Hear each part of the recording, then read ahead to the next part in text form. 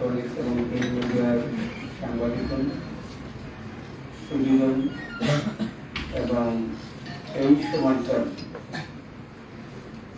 এই প্রজন্মের শ্রেষ্ঠ সন্তান যাদের হাত ধরে আজকে এই নতুন বাংলাদেশের অগ্রযাত্রা, সেই সকল বীর সৈনিকদেরকে আমি জেলা প্রশাসনের পক্ষ থেকে আন্তরিক শুভেচ্ছা জানাই, অভিনন্দন জানাই।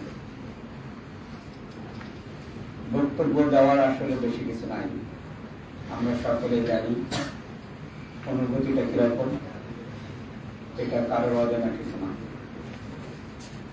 বিগত 17 বছরের পরে 5ই আগস্টের ছাত্র জনতার গণ অভ্যুত্থানের পরে এই নতুন বাংলাদেশ আমরা পাচ্ছি। এই নতুন বাংলাদেশকে আমরা সামনের দিকে অগ্রসর করে নিয়ে যেতে চাই।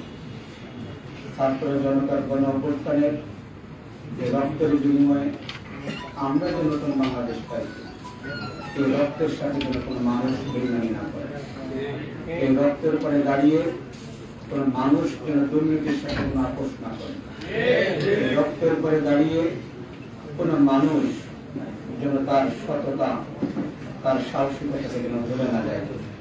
আমরা সেই রকম একটা বাংলাদেশ গড়ে তুলতে চাই, যেখানে যে বৈষম্যের কারণে আন্দোলনের মাধ্যমে নতুন বাংলাদেশ পাইছি, এই বৈষম্যকে বাংলাদেশের মাটি থেকে চিরতরে মূলোৎপাদন করতে হবে, আর যেন কোনো বৈষম্য আমাদের এই বাংলাদেশে ফিরে না আসে। আমি আপনাদেরকে সরকার যে বিষয়গুলো এখানে আমাদেরকে বলেন যে অনুদান দিচ্ছে, আমরা সেগুলো বিতরণ করবো। তার আগেই কিছু কথা বলা দরকার যে এখানে যে বাছাই প্রক্রিয়া যেটা হয়েছে, সরকারের প্রতিনিধি হিসেবে মানে জুলাই ফাউন্ডেশনের প্রতিনিধি হিসেবে 2 জনকে সিলেক্ট করা হয়েছে। আমরা সিলেক্ট করি নাই, এটা সিলেক্ট করে দেওয়া হয়েছে। এবং প্রত্যেক উপজেলা থেকে উপজেলা নির্বাহী অফিসার এবং উপজেলা স্বাস্থ্য ও পরিবার পরিকল্পনা কর্মকর্তা মহোদয়গণ ছিলেন। ফলে 7 উপজেলা থেকে 14 জন, ছাত্র প্রতিনিধি 2 জন, আমাদের 250 শয্যার বিশিষ্ট যে হাসপাতাল তার তত্ত্বাবধায়ক ছিলেন, আমাদের সিভিল সার্জন মহোদয় ছিলেন, আমাদের পুলিশ সুপার মহোদয় ছিলেন, আমি ছিলাম। আমাদের বিভিন্ন যে গোয়েন্দা সংস্থা আছে, এই গোয়েন্দা সংস্থা থেকে আমরা তথ্য নিছি, আমাদের হাসপাতাল থেকে তথ্য নিছি, আমাদের ইউনোদের মাধ্যমে তথ্য নিছি। তথ্যগুলো নিয়ে আমরা অনেকবার বসছি, অনেকবার বসে প্রথম যে তালিকা একটা আসছিল সেটা অনেক বড়, সেটাকে যাচাই বাছাই করে বিভিন্ন মাধ্যমে আমরা রেকটিফাইড করছি। রেকটিফাইড করে আমরা একটা নির্ভুল তালিকা করার জন্য আমরা সর্বোচ্চ চেষ্টা করছি। করে এই তালিকা আমরা পাঠাইছিলাম 101 জনের, তার মধ্যে 97 জনের যেতে হয়েছে। এই 97 জনের মধ্যে থেকে সেকেন্ড টাইম আমরা আগে যে আবেদনগুলো ছিল, পরে যে আরো আবেদন পাওয়া গেছে, এর মধ্যে থেকে আমরা আবার বসছি, যাচাই বাছাই করা হয়েছে। আমরা 52 জনের আরেকটা তালিকা আমরা ঢাকায় প্রেরণ করছি। প্রথম ছিল 101, পরে হলো 52, এই 153 জনের।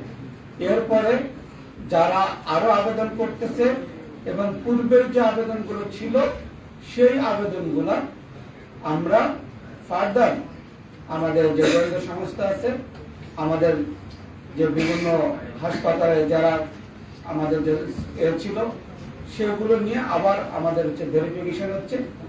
হওয়ার পরে আমরা মিটিংয়ে বলবো, সেই মিটিংয়ে আবার আমাদের পরবর্তী কার্যক্রম গ্রহণ করা হবে। আমি কথাগুলো এর জন্য বললাম যে অনেকেই কথা বলার চেষ্টা করছে তালিকা নিয়ে। এখানে আমরা শতভাগ সততার সাথে চেষ্টা করছি। এখানে কোনো যে উপজেলা থেকে আসছে মুখ দেখে এরকম কোনো ঘটনা এখানে ঘটে নাই। এই জন্য যদি কোনো ভুল ত্রুটি থেকে থাকে, কমিটির সদস্য, আমি কমিটির আহ্বায়ক, কমিটির সদস্য হিসেবে যদি কোনো কমপ্লেন থেকে থাকে, আপনারা কমপ্লেন দিলে আমরা তথ্য উপাত্ত দিবেন।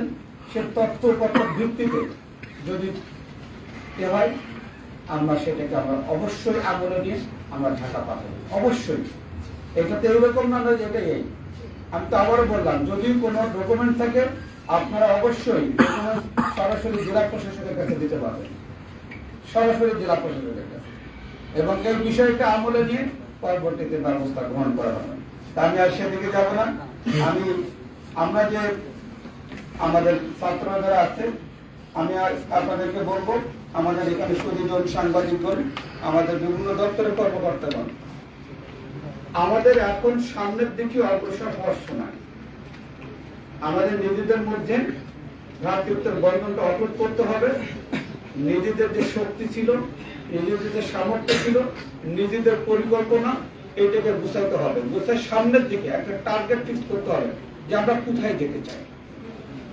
সেই টার্গেট করে আমার চলার পথে যদি কেউ কাঁটা বিছাইতে চায়, সেই কাঁটাগুলোই পেছাতে হবে।